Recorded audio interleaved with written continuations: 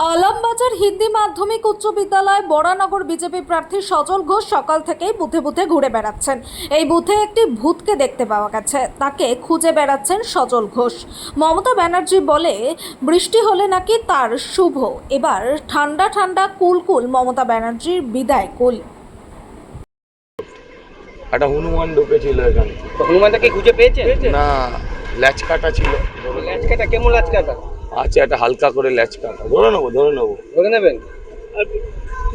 তা কেমন লাগছে? ভোটটা কেমন লাগছে? ওর তো একদম আর বৃষ্টি হচ্ছে, মমতাজি তো বলেন বৃষ্টি হলে নাকি তার শুভ। শুভ নয়, আবহাওয়া পাল্টাচ্ছে। আবহাওয়া পাল্টাচ্ছে? হ্যাঁ? তাহলে আপনি কি আজকে আবহাওয়া বাণী দেখে নিতেন? তুফান। গেরুয়া ঝড় আসছে কি? পুরো এসে গেছে।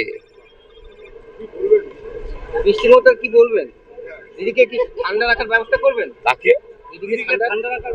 হ্যাঁ, ঠান্ডা ঠান্ডা কুল দিদি এবার ভোটে এপ্রিল ফুল।